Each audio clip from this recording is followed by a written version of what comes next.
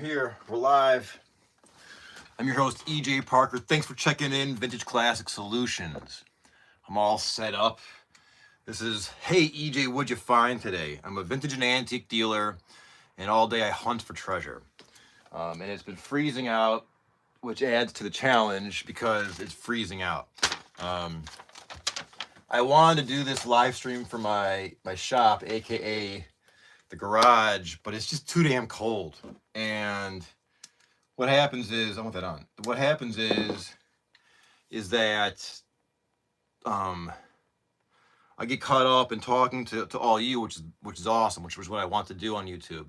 And I'm packing things, but I just freeze because it's so cold. And I have to do this tomorrow. I mean, I go live every morning. I sell stuff in my shop because I think some folks think it's interesting to see me pack things, various antique items, aspiring vintage and antique dealers, and we get like philosophical and whatever. But it's just so cold, so I have to do this in here. This is a hey EJ, what'd you find today? And there's a few things from yesterday, but it's just they're all relatively new. A few things you may have seen if you watch my channel. Hey EJ, what sold? This sold. I just sold this. This is I don't know, probably late 20th century plastic elk. This is an elk. I had this in the right spot because these are the kind of things that when you sell them and you don't know where they are on eBay, you panic, or at least I do, because I want to keep my customers happy. It's how I pay the bills, right? How I feed the family. So items like this are the ones that you can panic about, like, where is it? Oh my God, where is it? So this was found within 5 minutes, so that's good. That's a success. There's a lot of things to look at. And of course, I forgot my coffee. Hot dog.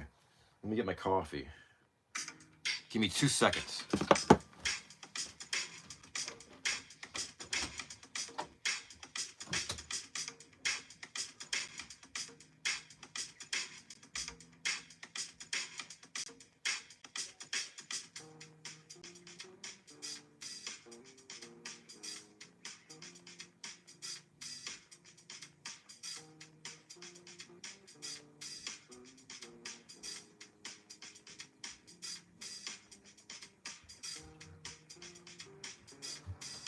All right, I'm back. Got the coffee. We're all set. All right. So we're gonna look at some things I found. I've been extremely busy. What's been going on? So this channel is like my life blog. I mean, it's vintage and antique. That's what I love. But when you set up a YouTube channel, there's no like vintage and antique category. There's entertainment. There's history. But those are kind of like history is like a textbook college kind of category. So this is a life blog of yours truly. And so what's happening is I've moved Vintage Classic Solutions into Timeless Treasures, which is an antique and vintage store and like just like a treasure store in Mentor, Ohio. So come by and visit us.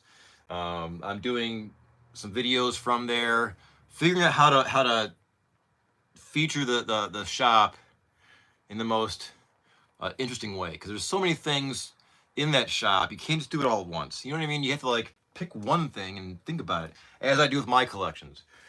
So that's been really fun, and that's a work in progress. I'm getting to know everyone, and you know, made a couple sales today, I think, which is great. Love making sales, and thank you to all my awesome customers. Yeah, I put I'm still making signs and everything for my little. It's like a shop within a shop, right? And I have to decorate it, and I have a little sign like, you know, follow my YouTube channel, please and thanks, because I think it's fun and interactive. Like, for example, like if I were to buy an antique bottle, which I do quite often, that's why I have no money. That's why I'm in the doghouse because these things. I love these antique bottles. But how cool would it be to find a video of someone digging this out of the ground and shipping it and packing it, and then, you know, when I get it, I can watch the video of them finding this. It's just a more interactive thing. So what I'm doing with my eBay store and my YouTube channel is trying to intertwine them with my life and love of antique and vintage items. So what did I find today? Let's just get started. So I found this. This is a Coke bottle. This is from Israel. This is in Hebrew. How cool is this? Let's see what's going on. Yo, man, I'm asking people around, but what is your way of life? What are you focusing on in life? I am focusing on, good question, and thanks for asking that. I am focusing on my way of life. So I'm trying to find my faith 2.0, if you want to know. I lost my faith about a year ago. My brother died. And then my soul entered a black hole of um, nihilism. And that's the philosophy of life has no meaning, no purpose. And that's a place I can't be. You know, I'm too positive. I think I'm a spiritual person. And I know there's different ladders we can take to get there, right? And there is nirvana, enlightenment, heaven, whatever that is. So I'm trying to find this, but really find like faith, and maybe antiques and vintage are helping me find answers or parts of answers or slivers of answers, possibly. Because I dig and I search for old things, and I have books, theological books, and I'm surrounded by statuary and stuff. So it's a quest that I know can't be found uh, just like that. So it's a lifelong quest that's intertwined with my love of antiques and vintage. That's a great question to start this live stream of antique and vintage. What are you focusing on? I'm focusing on I'm focusing on about this is what I'm focusing on. And I've done it before. I'm going to do it again. Whatever you see in your head, it's like lucid living. You can lucid dream. If you're dreaming and you realize you're dreaming, you can kind of like do whatever you want in your dream. You can do the same thing in your life, but it takes about 5 years of hard work. In my teens, I wanted to become a bass player and tour the world, travel the world, a world-class bass player, if you will. And I did. I played with world-famous musicians, pop stars. I lived abroad, recording sessions. I rubbed shoulders with rich and famous people. So I'm going to do that again, but now with my vintage and antique items. I want to travel the world, not necessarily to buy, but just to learn and meet people that have the same interests and passions as I do. And I urge everyone, this is what I talk about in the morning. It's like my morning show. We talk about, like, I urge everyone to find their passion. Let's see. My awesome viewer, I want to pronounce this correctly, Matuez, I hope. I also lost my way of life for the past few years because of incidents in life. But what are you focusing on in life now? So I'm focusing on my YouTube channel, to be very honest, and my love of antiques and vintage, because I need to make a living for my family. But I realized in the past year, without faith, I had this gaping hole in my soul, and it came to like this point on Christmas, and I think Christmas is like just out the window with commercialism. I mean, if you really think about the profanity of, you know, like God, the birth of of Jesus Christ, it's extremely profound, and to have this like McDonald's and Walmart and just commercialism around the world wrapped into it, it's like, oh no, it's so far off course that it just made me feel sick. And I felt like just trembling, this weird sensation all Christmas. And I bought like a bunch of like relics on eBay to help patch the hole in my soul, like these Ethiopian hand carved diptychs, which are like these scenes of faith, you know, like biblical scenes, quite gorgeous, from Ethiopia. I love these. I bought some frankincense and myrrh to help me. Like, I don't understand. It's all these abstract concepts, like nirvana, like enlightenment, like heaven, like grace. All these terms, they're really abstract, and we say them very easy, like very nonchalantly, very easily, like, oh yeah, grace, heaven. But those are really, like, our brains, I don't think are really fit to even grasp those things. And that's when when I was losing my faith about a year ago, almost exactly. I was like, all right, well, you know, what the hell, like, what is heaven? So I looked in the various religious texts, not just Christianity, but I mean, you know, New and Old Testament and Quran and various other texts. And I would get answers like, you know, it's a heavenly court and all this stuff. I don't want to sit in court for eternity. I think even eternity is a large thing. It's hard to wrap your head around. So I'm climbing the ladder, but doing it cautiously and very thoroughly. I feel like it's like oh, it's like kung fu. It's a work in progress. Um, so that's, I guess, like that's my answer. And thanks for asking that. That's a great question. So let's jump back into some items that I found today, and I love this kind of chat and interaction. So thank you. So what is this? This is a scarab. Let's talk about this. Anyone? This is like I love symbolism. This is Egyptian, like an Egyptian symbol. This is also a bead. This is a very large bead for like an amulet. Check that out. This is made of some kind of plaster, and I love this color. I found this out thrifting. It has some hieroglyphs at the bottom. This is not really old. I wish it was. But this is really cool. This is it's eye-catching. The color's great. It's symbolic. Now, what is a scarab, right? A scarab is like a dung beetle, essentially. These were symbolic in ancient Egypt. The Egyptians studied the like these beetles, and it inspired them with like things about like the sun cycle, and it also symbolizes like rebirth. These scarab beetle. It's a beetle like in the dung beetle family, like rebirth, relife, that kind of meaning behind the symbolism. So you see this a lot in ancient Egypt.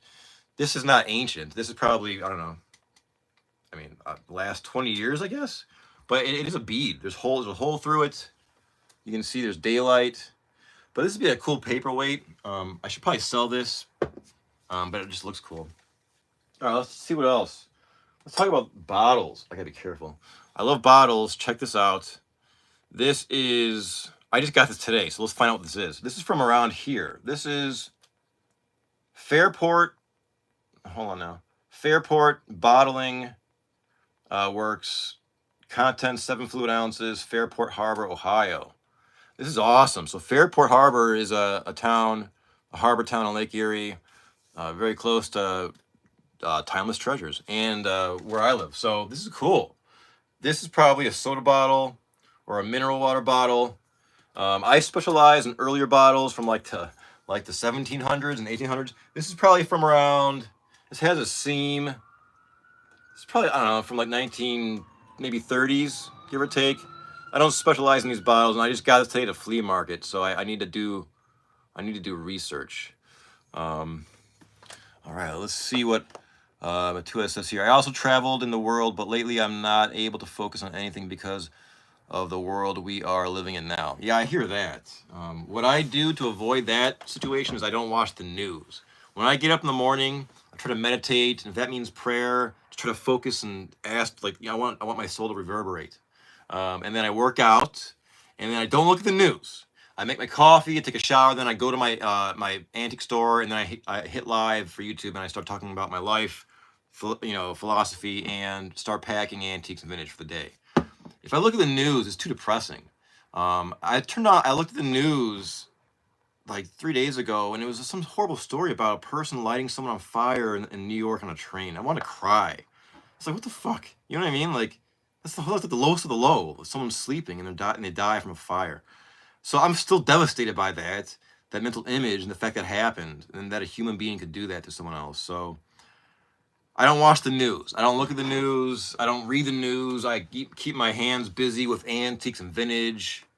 You know what I mean? Like, it's like I just ignore the news. And I've had some friends that are much smarter than me, have the same philosophy. Like when I was younger, I had friends that were older, and they were like, this is things like, I'd ask them about world affairs, and like, EJ, like, I just don't watch the news, because why do I worry about what's going on somewhere so far away when I have so much to worry about, within me or whatever. That kind of attitude. Sometimes I'm curious about what's going on in the world. Like, I want to take a peek and see what's going on. Like, is World War III starting yet? Like, uh-oh. But I really don't like the news, and especially now when you intertwine like social media, all this clickbait. I don't like that. I don't like the sensationalism of like commercialism, how it's wrapped into the news. The news should be, I guess I'm old school, but like objective facts. Like, what the fuck? You know what I mean? Like, not like opinions. Like, 'cause we all have opinions. You know what I mean? That's the way it should be. Like, we all have our favorite ice cream. And you're not going to convince anyone to change their favorite ice cream because of your opinion. Same thing for religion. We all have our favorite religion, right? You won't change anyone's mind about their favorite religion just because you're passionate about yours. Doesn't matter what it is. Or your favorite political system, right? If I love a political system and you love a various one, if I'm trying to rave about mine, in your head you might smile and nod, but you're thinking, "Fuck off, EJ. I have my favorite political system, or I have my favorite religion, or I have my favorite ice cream." We have to respect the fact that people are different. You know what I mean? But when you turn on the news and you see these really like brutal, just like heartless crimes, it's like, what the fuck? This is devastating to me. So I have to avoid that because it could get crushed. There's too much stuff going on in the world that is horrible, that can stop you from doing the good that you want to do. You know what I mean? Like, and you know, if I teach my kids, like, if you never lie, you never have to cover your tracks. I think people that lie a lot are deceitful, have a very stressful life, or they don't give a shit. I don't know, but they always have to cover your tracks and make sure you know your lies are taken care of. That would drive me nuts. I have too many antique and vintage things to worry about. I have dates memorized from, you know, God knows what. But then you ask me what today is, I don't even know. I think today is Sunday. That's how I operate. I don't know. I guess I'm thinking like just like this umbrella of a big picture around me, you know. It's a work in progress. So this bottom, thanks for interaction. I try to be, yeah, I'm reasonable. You know what I mean? I try to see both sides because I realize everyone's got their own opinion. And, you know, like, I'm also a musician, a professional musician. I studied music in college, and I toured the world, and I've met famous people and everything, and I realized that, like, for example, two musicians are going to work together and be friends, but they might not like the same drummer in some classical jazz band or the same piano player, but they're still really good friends, and they're still going to be professionals together, but they might not have the same subjective opinions. But like, we live, like, musicians are cool with that. Like, I'm good friends with the drummer, and he may love a saxophone player where I'm like, it's not my style. But it doesn't rub us any wrong way. We just have different opinions, and we move on with our life. Musicians are very good at that.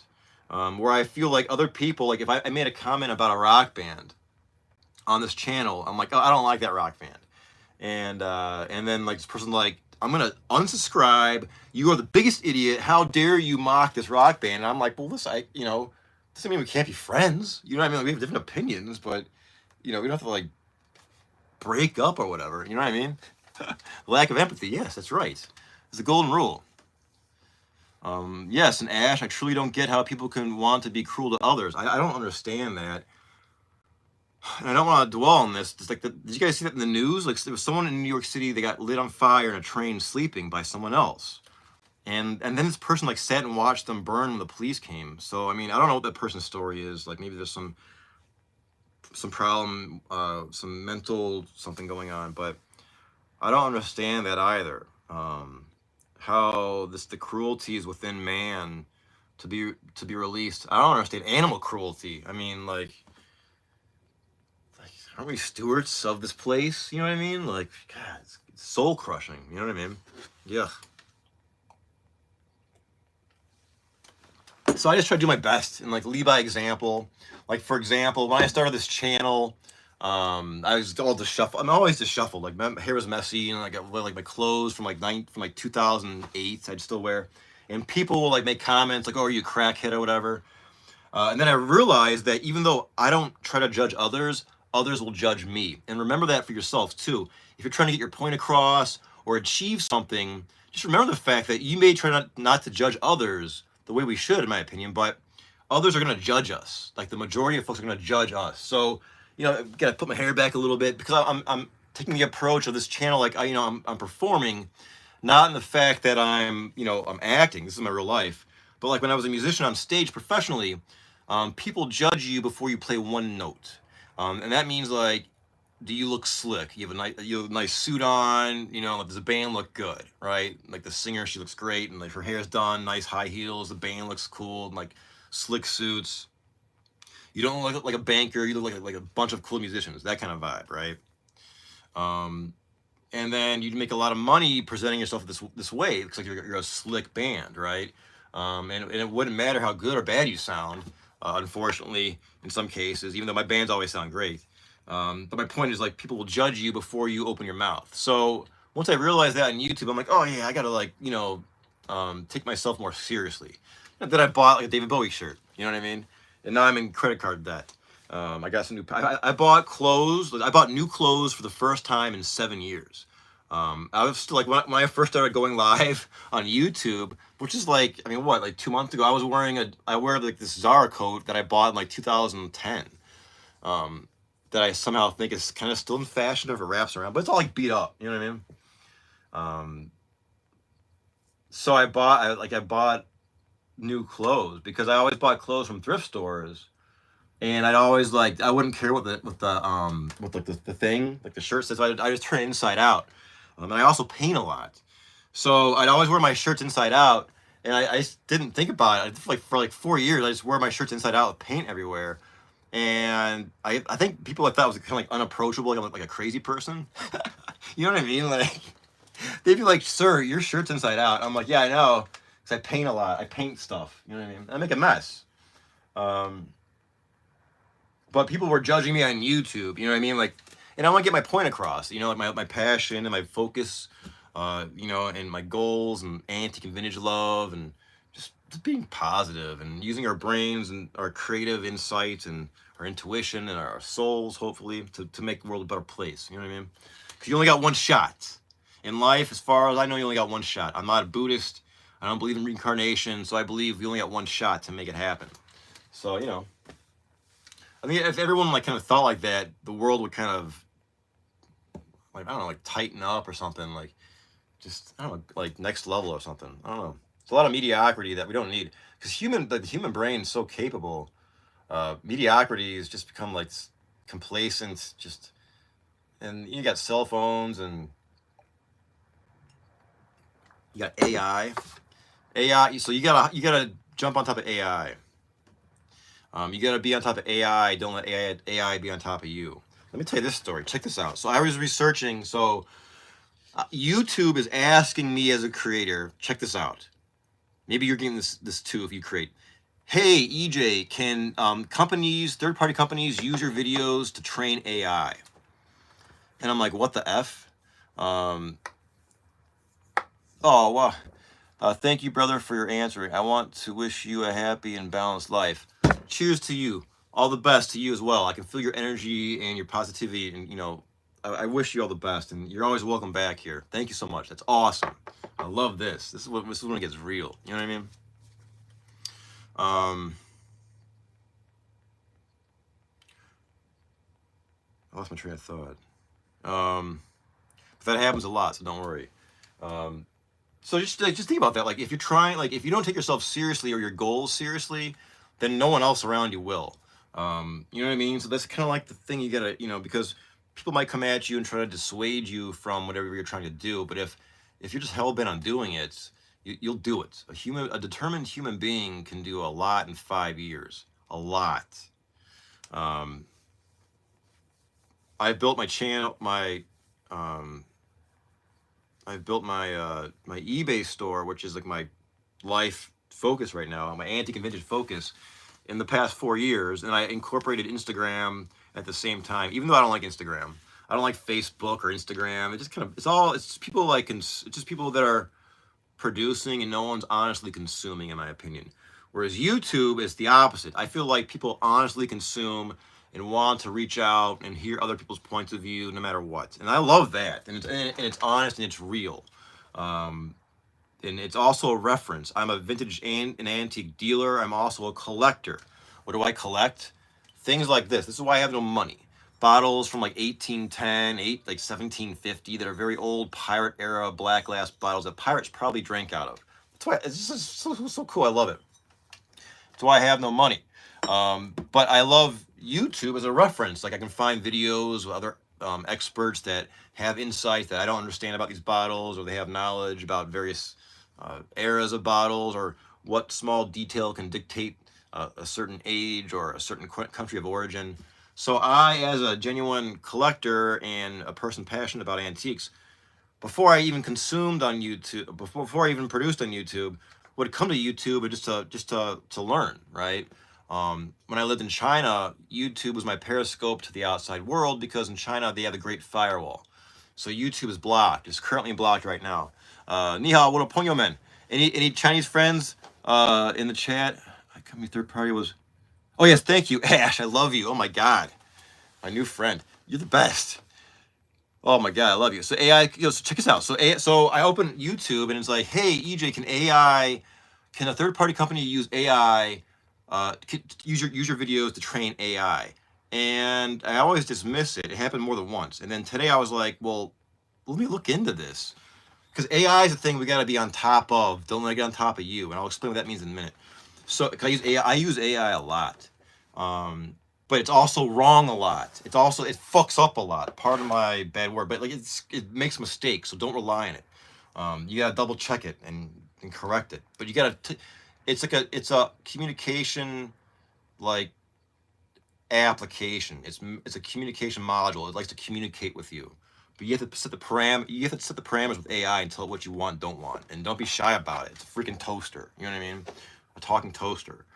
Don't get wrapped up into like the spirituality of a toaster because there's no spirituality in it. Use it as like a washing machine. Like before washing machines, there were scrub boards, and the goal was to wash your clothes.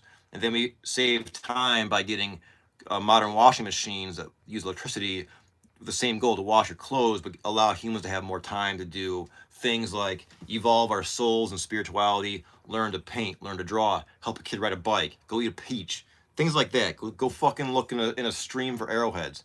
Things like that. Things we're supposed to do, right?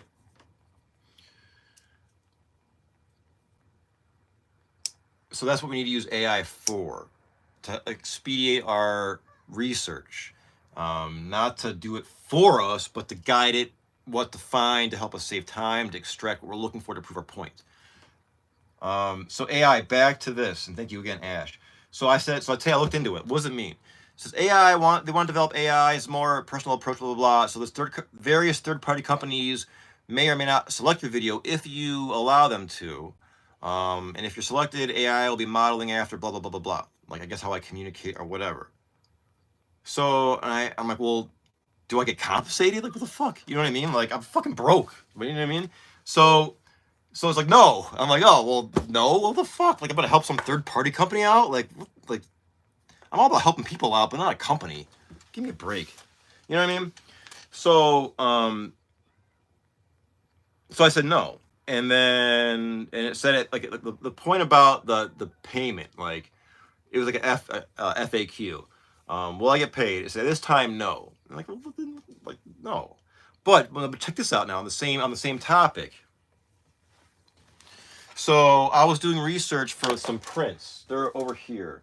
I don't want to dig them out because it's a big pile, but use your imagination. They're like from like 1890 from Germany. They're etched copies of like Dutch masters, like Rembrandt, things like that.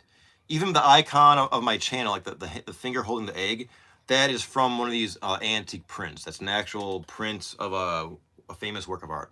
Okay, so I did a live stream just like this about like maybe a month ago, and before I ever go live on a certain topic, I always brush up to make sure I have dates and places kind of fresh in my mind. So I did that. I went to ChatGPT. No, or was it Google? Was it the Google AI? What the hell's it called? Not Alexa. It's the Google AI, whatever it's called. So I went to that and I typed in like, hey, give me some history about 1890s Dresden etchings of famous master works. And it pulled up some photos and it pulled up a bunch of, and it gave me like all this text. And I'm looking at the photos and the text. I'm like, this looks familiar. So I clicked the photo. You know what happened? It brought me right to Vintage Classic Solutions, my eBay store. So it used my photos to explain what these things were, and it used my description within the eBay listing to explain what these etchings were. So I was explaining things to myself. So do you see like there's kind of like a potential for something to happen where it's like this kind of cyclical knowledge thing? I don't know. It was weird because I'm like, wait a minute, this looks like my photo, and it was like my photo, but that Google gave to me when I asked it. Like Google, what's it called? Like the Google AI.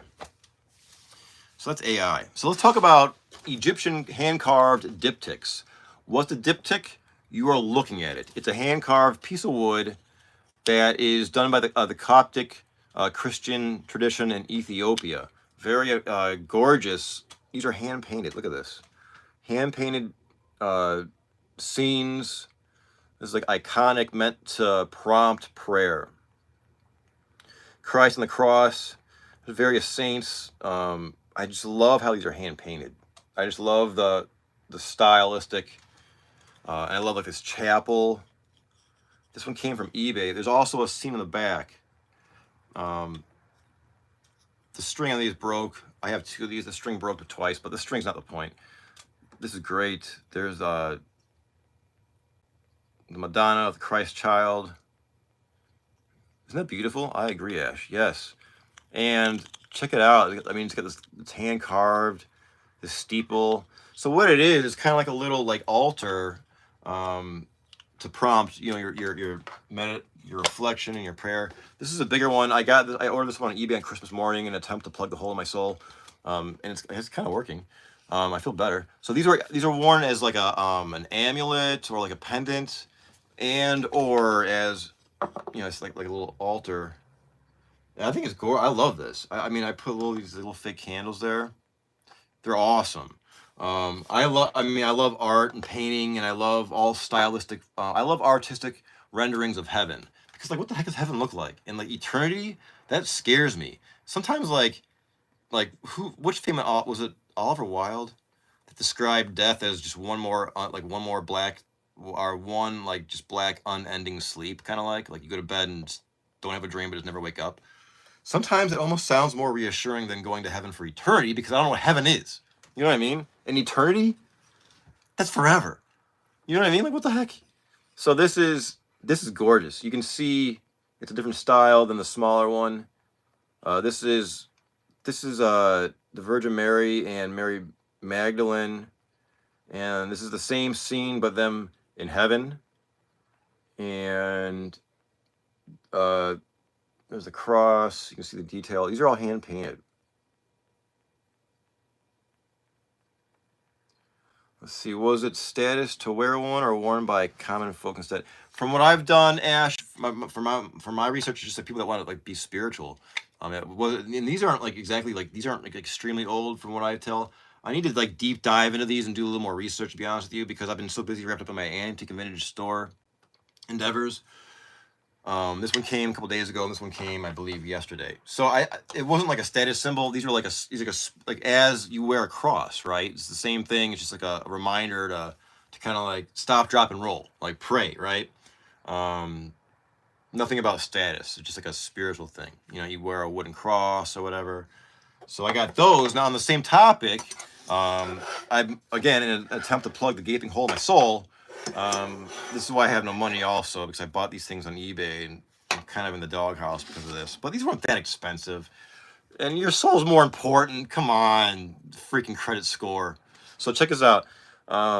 This is from Poland. I love this. I'm gonna do a whole actual video, like a legitimate YouTube video on this.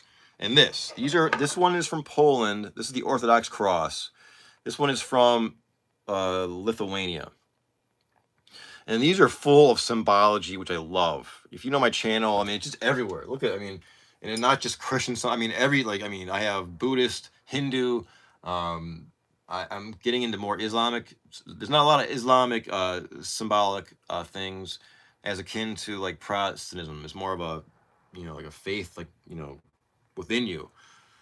But still, I want to learn. So these are from, now I even got the tattoo on my hand I'll tell you why. It's this crossbar. To me, this crossbar is a symbolism of free will, which is a pretty freaking important thing. And I believe in free will. And the spiritual realm teaches that, you know, that God gave us free will.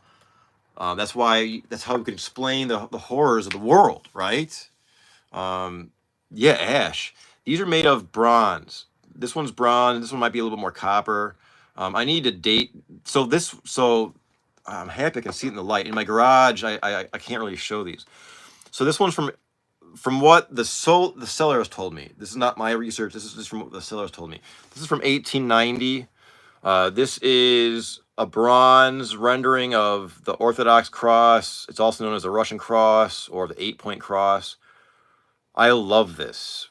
As a child, I would see these on Slavic churches in the Cleveland area, and I was always full of wonder. When I'd see these things like in art museums, I was always just like, what are all these symbols? Even as a child and as an adult, I'm still obsessed. And now, why all these symbols? This is a very good, important point. And I talked about this in a YouTube short, which is getting more and more steam.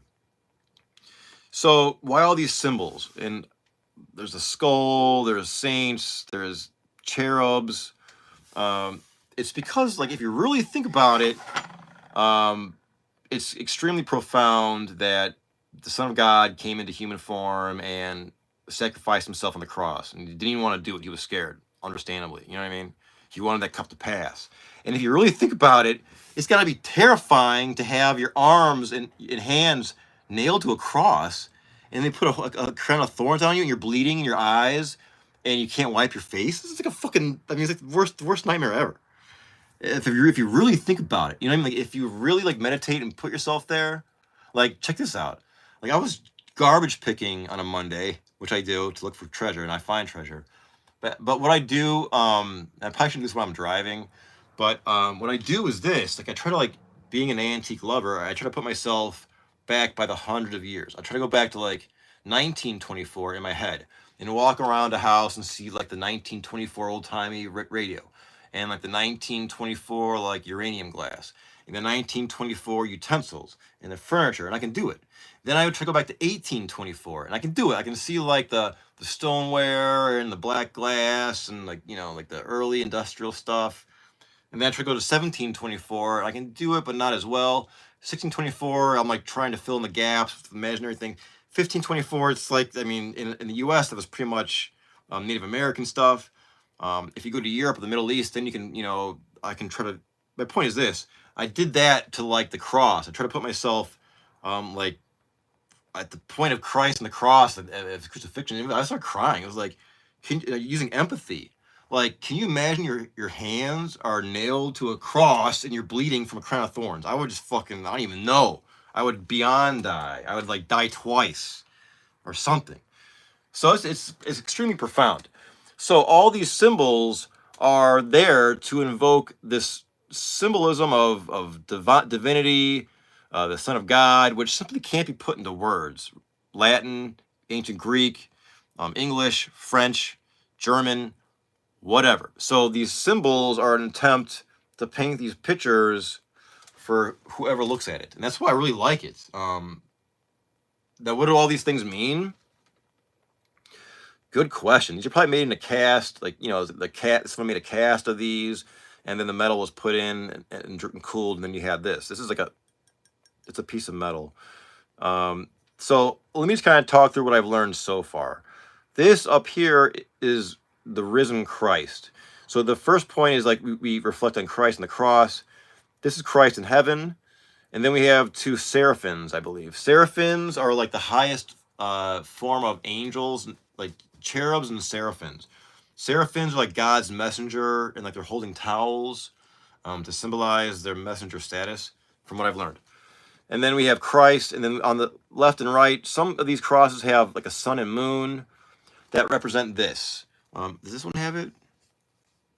The sun and moon represents when it talks about when Christ was crucified, the sun disappeared and the moon turned red. So that's what that symbolizes. There's also the the IXIC, part of my ancient Greek. It symbolizes Christ's name in ancient Greek. And then these 2 points here, you see this. This is the spear used to jab Christ's side, like the sacred wound. And this is that sponge on a reed that was dipped in vinegar to give Christ a drink, right? So that's that. And then there's more. So this one I don't quite understand. Right here, it's like a square with some etching in it. I think what that represents, is this. And I talked about this today at my yesterday with my antique buddy at the antique store. This is a skull. That represents the skull of Adam, as in Adam and Eve, like the original sin. And the idea is the blood of Christ dripped down and dripped on Adam's skull and washed away that original sin. So, like, so I'm learning about all this, and these are helping me learn. So this is from the Orthodox Christian tradition, these crosses right here. You do see these kind of things in the U.S., but this is primarily like Russian, Ukraine, Slavic countries, places like that, Eastern Europe. I love these things. So in the Orthodox Christian tradition, Christ is almost seen as like the second Adam, which is kind of interesting, and it also talks about in Orthodox Christianity the idea of theosis, which is becoming God-like but with a lowercase g. It's becoming God-like through God's grace, following God's grace. And again, that's a very abstract term that sounds easy, but when you really think about it, it's like, well, what does that really mean? God's grace. It's so abstract. That's why I really think like religion, like you're not born a Christian or you're not born a Muslim or a Jew. You have to like climb that ladder to get to it's all the same goal. And you can use different ladders to get there, but you got to climb it. And it's not just like going with the crowd to church. I think it's much more than that. I think church is like the training wheels, and then like the real thing is like between you and like in the maker, like your soul and the maker. That's like the real stuff. You know what I mean?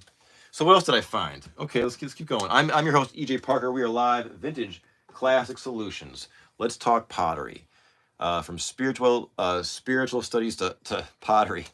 So this is USA pottery from the mid 20th century. This is by a brand called Gonder. See the maker's mark down there? Gonder pottery is out of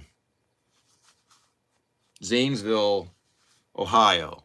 And they produce pottery from I have a note here, 1941 to 1957. Gonder pottery, Ohio is just chock full. We have a plethora of pottery makers. I'm so lucky to be in love with antique pottery and be in Ohio. Why? Because it's all made here, folks. It was all made here. Roseville, Ohio, made Roseville pottery. It also made McCoy pottery, and it made a ton of others. Like this. This is gorgeous McCoy pottery, proudly made in the USA. This is early mid 20th century. This is gonna sell in a hot second on my on my eBay shop, Vintage Classic Solutions. This is gorgeous. This is like a leaf and berry pattern. This has an unmarked base, which is okay because there's various eras of McCoy pottery that didn't mark their bases, and collectors know that. So this is freaking amazing condition. This is nice canary yellow. That's gonna sell very, very soon. I think it's like 8 watchers. People love McCoy because it's so pretty. So let's stay on pottery for a minute. I've shown this to YouTube before, asking kindly, what the heck is it? And I'm going to ask again. What is this? Does anyone know what this is? Now, what I guess is this. This is like this is like probably 1970s fat lava. What's fat lava? You're looking at it. It's pot now, but it's what I think it is. Fat lava is like it's West German pottery from like the 70s, and it's called fat lava. Yeah, it's a vase. It's a vase made of like a ceramic. Isn't this weird? I thought Italy at first, but like fat lava, if you Google it, it's like the style of pottery where it's like this, like exaggerated. It puffs out. It kind of looks like it's lava, like that pumice rock or whatever. But it's definitely mid-mod, right? I haven't done anything with it yet because I don't want to sell it on eBay because I don't know what it is. I don't want to bring it to my store. I'll ask around, but it could be something really good, like worth a lot, like north of $500. And I don't want to sell this for like $35 if it's something substantial, because it's got like it's pretty. I mean, this design is in right now. Like the style is in. That mid 20th century, that style, and this is it. So at first I thought it was Italy, and then I'm like, was it German? It could be fat lava because it feels like lava rock. And again, fat lava is a very collectible genre. Again, we talk about niches. Fat lava. If you're selling vintage and antique, fat lava. Fat lava was like it was like a German mistranslation. I think it was like thick lava, but it's just called fat lava, and it's just like this, like kind of like these globby, weird, and it's like a really textured, like porous. It's like a ceramic. So I think this could be fat lava, but I don't know. If someone knows, let me know, because I'm gonna keep this on standby. Like I don't want to sell this until I know what it is. One of those kind of things. So let's check this out. A quick. This I love toys, right? This is awesome. How adorable is this? This is like the quintessential adorable toy. This is Marx. Marx is or was one of the biggest toy makers, probably in the world in the early mid 20th century. They made a lot. This is that tin toy that everyone knows and loves. The cat, the ball, missing an ear. I found this in a barn. I don't even know if it works. I need the key. I have a key somewhere. But I love the like the feet. Isn't that cute on the bottom? The graphics, the little cat. These, it says Marks too right there for those keeping score at home. These are like mega collectible, and some could be worth a fortune. This one I gotta test it. But you see these a lot, like these. There's like a contemporary like remakes of these things made by various companies in China. When I lived in China, there was a lot of like pop-up stores that would sell just these kind of things, and it was great. But they weren't old. They were just made to look like that retro style. That's like the definition of retro. Something that's new, made to look like an old style, like not antiqued, but like a retro thing. So let's talk about chalkware. I have some chalkware items. I have some more religious faith spirit statuary too. So I found this at a flea market, and I've just been musing on this little chick. I made a YouTube short. This is probably like the 1940s or 50s. It's solid chalkware, which is just like a chalk material. Hand painted, very whimsical. I love these kind of things. When I bought this at the flea market, I asked my buddy, and they know I deal and I resell, and that kind of stuff. But I got to get a good deal, otherwise I can't do anything with it. So I'm like, how much? He's like, $2. I'm like, bam, sold. Give him the $2, gives me the chick, and he's like, then he got like kind of nervous, like, it's like, how much is it worth? Like, what is it? And I'm like, some like super rare, priceless. No, I'm like, I don't know. This is a silly chick. I don't know. I just like it. Like, I'm not gonna flip it. I'm just gonna sell it for like $3. But no, I love it. I don't know why. It's like an Easter thing, and like like vintage Easter decorations are just not as common. They don't really sell, but I just like it. It's kind of like, plus I'm ready for spring. Outside the window is like 19 degrees Fahrenheit, and I try to conduct a business of moving antiques in and out of places, and in the snow and ice, it just stinks. This is a Saint Therese statue. This is like a statuette. This is also chalkware. Same material as this. This is made in the USA. This is made in Italy. This is made by a company called Columbia Statuary. If you're looking to resell these, it always helps to know the maker's marker name. Is the chalk carved down or poured into a mold? That's a good question. I haven't really. That's a good question, Ash. I haven't really looked into the. Thank you for that. I'm gonna do a video on that. How like this stuff is produced. If I were to guess, it's like a paste that they pour into a mold, but I don't know. What I want to do actually, there's a chalkware religious statuary factory called Maziano Art Craft, about 20 miles that way, that I want to go, and it's still open. They've been open since like the 1890s, I think, or like 1910, and they're still around, and they're in East Cleveland, and they make religious statuary like these kind of things, but they're probably made in America. These are both Italian examples, and I've said it before, and I'll say it again. Maziano Art Craft statuary can rival anything made in France or Europe or Italy. You know what I mean? The American stuff made by Maziano Art Craft of like the mid 20th century can rival anything out of Europe. Bam! It's got great design, and the hand painted, and there's a little bit of a uniqueness to it compared to the European model or European statues. So Saint Therese, she was born like in 1874, and she died in like 1890 something. She lived only like into her 20s. She was known for her childlike, simplistic, spiritual connection with God. She became a saint. She was like known as like the greatest saint of the modern era. Apparently, she performed some miracles. Apparently, of medical miracles that couldn't be explained by the medicine of the day. She like cured a few people of what ailed them. I mean, it was like documented or whatever. So and then she was known as like the little flower. That's the roses you see. That's symbolic of her. Like there's a lot of symbolism behind the flowers, and that was her nickname, the little flower. This is solid chalkware. This I found today at the flea market as well. So I found chalkware yesterday and I found chalkware today. These now the reason why I like the aesthetic renderings of saints and stuff, because I just love the depictions and the hand painted uniqueness. This is not chalkware. This is like resin. Now I resell these in my eBay store. I don't. This is contemporary. I don't really go out of my way to find these contemporary ones made in China. I like old ones made in Europe or made in the USA of chalkware.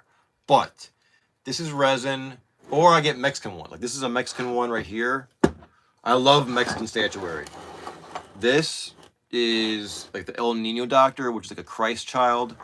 It's a mix of spirituality and medicine, like science meets spirituality. It's a Mexican, like a folk tradition. The Christ child, you pray to this and it can help cure you, that kind of thing. So I love Mexican statuary as well. And it's got this really great hand painted look. I want to buy one at this antique mall. It's like $50, and right now my money's tight, so I can't buy it. It's an apparition of Mary from some town in Mexico, I forget. Anyhow, this is a contemporary rendering of the Virgin Mary with the Christ child and a baby lamb. So these things, again, I don't go out of my way, but it's got a maker's mark right there, which is always good.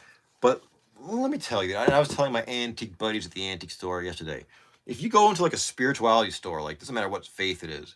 I went to a Christian bookstore and like statues like this, made in China, with hand painted resin, which probably cost $3 to produce.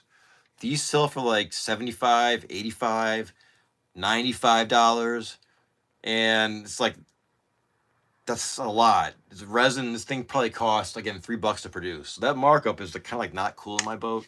So I sell these things because I get it. I mean, not everyone's got a lot of money, and if they wanted to get focused, their spirituality, they don't have a lot of money. They can't spend like $120 on a statue. So I resell these things at a reasonable price, and I still make a little bit of money so I can feed my family. But I really spend most of my life in like the resale life, like thrift stores and antique stores and flea markets and stuff. So I always see things at a lower price because they're used, right? So when I go into like a new store, I always embarrass the party I'm with, be it a loved one or a friend, or I'm like, God damn, pair of socks is $18.99. What, they're gonna walk around for me? Like, what the freak? Like that kind of stuff. You know what I mean? I don't hold back. I think if someone can be that audacious to charge some high price, I can match it with my audacity, and I'm not embarrassed. You know what I mean? Like, what the fuck? So I try to price things reasonable, but still make enough money. You gotta buy low when that happens. So this is Nudie. This is a Nudie statue. Nudie is an Italian chalkware statuary maker. This is early mid 20th century. Nudie in the back. This says 1948. So actually mid 20th century. That's glue. These things are notorious. The heads are always broken off, but people lovingly repair these things, as do I. If you're looking to sell antique and vintage, do it. It's awesome. You got to hustle, but it's I love it. If you come across religious statuary that's chipped or cracked, you can still sell it, because people like to repair it. They like to glue it. They like to paint it. So don't let that hold you back, because you'll sell them. I sold a lot of these to actual churches, because when I get the shipping label printed out, it'll say like a church or whatever. So even parishes are economically reasonable. So I resell these things. Some I keep for a while, then I sell. This is the Infant of Prague. That was a statue made in Spain that was then transported to Prague, Czechoslovakia, and was responsible for a few miracles. So this is where I live. I think, and what I find is a reflection of the faith around me where I live in Northeast Ohio. You find the items of faith right, indicative of the people around you, right? It just makes sense. Um, when I go a little, this is like a lot of Christian Catholic stuff. When I go closer to the city, I'll find more Orthodox things, Orthodox Christian things, like the cross right there, that wood one. Or I'll find more Islamic things, Qurans that I buy, you know. But I kind of live in a small town, so this is, I got this for like $2. What's it worth? I mean, I could sell this for probably $30, give or take. This is a gorgeous Sacred Heart of Christ statue. I love this one. It's got like almost like it's been not in a fire, but like it's got like this patina of, I don't know. This is great. It's semi-hollow chalkware. Again, this is made in Italy, hand painted, Columbia statuary. These are beautiful. This one I found, I think, in a thrift store a couple of years ago. I have a few of these for sale right now in my eBay store. So let's continue on. Let's look at this. So we talked about marks. This is an important thing for you potential resellers of antique vintage. So Marx, M-A-R-X, is a very important name to know because they made toys prolifically in the early mid 20th century and late 20th century. This is a Marx toy, T-Rex. It's funny, it's kind of like fat, you know what I mean? It's like a fat T-Rex. But these are really collectible. And I'm about to tell you a real professional insider's tip. So you see it's like a toothpaste, kind of like mint color. It's worth, I don't know, like $7, $8, give or take. But if these vintage Marx dinosaurs have a swirl to it, like a plastic, you see these plastic swirls? All that is, it's like a cheap toy. Like all it meant was, like in the factory when they're making these toys, they would just recycle bits and scraps of plastic back into the plastic vat, and they would mix and make these swirls. My point is this: if this T-Rex had these swirls on it, this would be like 13, 14, maybe even $20. It's all about eye appeal. You can set your own price. There's no like price guide to these things because it's a real, like, each one's unique, right? So if there's a like this one, I forget what kind of dinosaur this is. Some kid took a bite out of this, like it was chomping on it. This is I don't think this is a Marx one. This is like a generic one. It's all about eye appeal. So just find, if it looks crazy swirls and these bright colors mixed together, just ask for more money because you'll probably get it. Those go back in this bag. Organization's key. All right, thanks for joining me. This next thing I featured once or twice already, but I want to do it again. I'm not sure if I should sell this or not. I made the listing, but I didn't upload it yet on eBay. This is like a Mack truck freaking hood ornament from the 70s or 80s, from like a dump truck, right? Check this thing out. Those plastic eyes. This is some like cheap metal alloy, some wire. I don't think there was a light in this thing. If there was for these eyes, how cool would that be? But this is what you saw. As a kid, I'd see these things on trucks, and it just made the truck look so cool. I'm worried that if I sell this, and it'll sell like $30, $40, something like that. I'm worried that if I sell this, like a month or two later, I'll have some artistic idea that will require this, and I'll be like, freaking chicken, I just sold it. And these are kind of the things, like, you don't find them a lot. You can get them on eBay, but you got to pay like an eBay price. So half me wants to sell it. I even put it in my brick and mortar store at Timeless Treasures in Mentor, Ohio. Come see us. I put this on the shelf and I priced it, and then I'm like, and then today I took it off the shelf because I think this is more of an eBay thing. I think, you know what I mean, and I'm also worried about theft. Like, people steal stuff in brick and mortar places. Like at eBay, no one can reach in and steal things, which is nice, but people steal stuff. So I don't have a glass case yet, so I don't know. This may be an eBay thing. So let's talk about this next thing. I gotta do it. Spring is not here yet, but I wish it was. Whenever it gets like springtime, I get into old-timey baseball glove mood and mode. What do I mean by old-timey? I don't mean 50s. I don't mean 40s. I don't mean 30. I mean like 1910, 1905, 1890. Old as you can get, or old as I can afford. or old as I can afford to get. How about that? I'm your host, EJ Parker. We are live here at Vintage Classic Solutions, my vintage and antique store. This is Hey EJ, what'd you find? So I found this one on eBay. This is from last season. This I had to dig out. This is my last glove purchase. It's one of the reasons why I have no money, but I'm happy because I have this glove. This is made by oh, what the hell is this company? This tag is freaking road. It's got the dog emblem. It's any more light. I forget this. It's got like it's like a something and something name. Anyhow, this dates from around 1915. How can you tell? This right here, my friends. This is the magical detail. This webbing. So that's what collectors look for. I'll give you a quick crash course in webbing. This dates from around 1915. How do we know? Well, baseball glove evolution was evolved every about 5 to 8 years. So it kind of gives us a pretty good clue of how things changed and what happened when. So around 1915, this 1-inch web was like the design of the day, right? It's split finger, meaning there's no lace here or here, right? It's just like a glove, a garden glove, right? So that's indicative of a 1915 glove. Could this be it's probably 1915 or through like 1918, right? Give or take. This is like an adult size, even though it looks kind of small. It's an adult size glove, right? They don't fit like they do today. Like today they're like cone shaped, and if you're like an outfielder, it's like a freaking like 13-inch glove almost. This is, as you see, it's almost like a garden glove, like a work glove, right? Now, let's go back in time, shall we? I love saying that.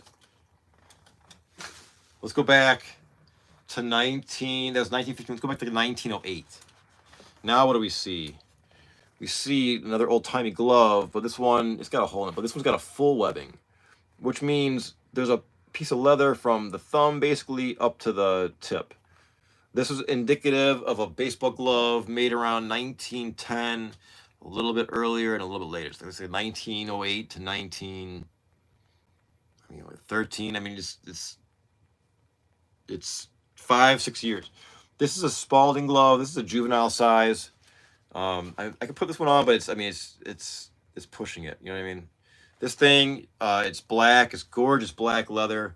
I condition these myself. I made a video on how to do that. So if you get into this kind of stuff as a reseller or as a collector, I do have a pretty thorough video on YouTube of how to restore this and what I use. I use a very specific conditioner designed for horse saddles. It's got like a pH balance, so it's designed for, like living things. So it won't, like doesn't have any chemical smell on your hands.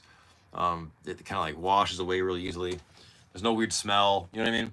It's like a cream you rub on and then you massage it, then you rub it off and you do it again. And it can really bring like a beef jerky frozen glove back to life. Watch one of my videos. I do it step by step. So this is made by Spalding. This is gorgeous black leather. It's still supple. Spalding was a baseball player from like the mid-late 19th century, so the late 1800s.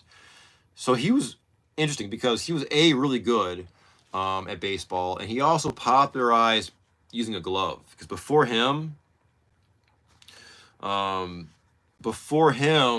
they didn't use baseball gloves. Like the real old timey guys, like 70s and stuff, didn't use gloves. It wasn't seen like as manly. Like if you just go play baseball with your bare fucking hands. You have to go, Ash, you're the best. I have to go. Have an awesome day. Amazing speak. I've been making speaking voice. That's so sweet of you. I have ADHD and you kept me engaged the whole time. Well, so do I. So I have like LD and I think I have some kind of ADHD. So maybe we're meant to talk to each other and hang out. So Ash, all the best to you. Do your best and just have fun and check back in. Cause I like you. We were on the same kind of wavelength. So have a good night, no matter where you are. So this glove is awesome. People want to buy this from me. This is my personal collection.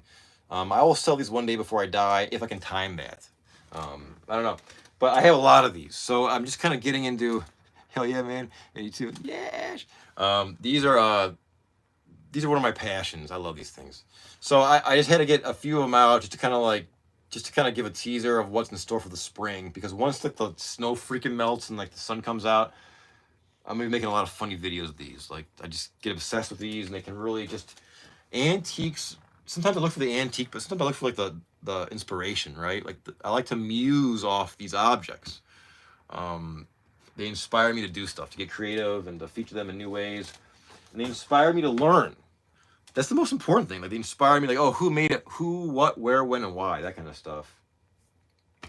It keeps me busy. You know what I mean? Like I had a friend like offer me like a task, like, hey, you want to work on this project for art, like an art project? And I had to kindly say, oh my God, I'm so busy right now with so many things that I have to do before I die that I've assigned myself to do. So I had to kindly say no to their artistic endeavor. What else do I have here to show and tell? I did show you what I sold today. This plastic elk. I'm gonna make a couple bucks off that. I gotta pack. So if you want to see what I pack everything I sell overnight in the morning. I go live in my shop and I wrap these things up so you can see how I wrap them, and I talk about life and all that jazz. Let me think what else I want to. I think it's all I wanted to feature. When I start rambling, is when I know I gotta wrap it up. Do I gotta wrap it up? I'm looking behind you to see what I have. Let me see. It's kind of like all I had planned. I'll talk about rings really quick. I love rings, and now that I'm involved in this antique and vintage store, I was telling the owner, Barb, she's really cool, that I kind of see like, because on this really big, you can watch my YouTube shorts. You can see like this huge front porch and that is huge like open sign, red, white, and blue. It's kind of like my pirate ship. Like the antique store is like the mothership, and the open sign is the Jolly Roger, and I'm like a little like schooner ship going out to look for treasure and bring back to the ship. And these rings are always fun because you find them out at a thrift store, you just put them on and go. So I feel like even more pirate-esque. A lot of these are costume jewelry. Some are silver. This dragon one is freaking awesome. Look at this. It's made in Spain. It's like a fog gold. I don't know what it is. It's like an alloy. This dragon ring is freaking awesome. I was wearing that. Problem is though, I love wearing rings because they're fun. But I handle a lot of glass. I love antique glass and pottery, so it's not very conducive to wearing metal in your hand. So I have to just check myself before I wreck the glass. So rings gotta be careful with. So that's it. I featured what I wanted to feature. I've had some awesome interaction. I met some really cool people. So this is awesome. I love it. So please check back in. I'm doing a lot on YouTube. I appreciate your support and your presence. So as always, thanks for checking in.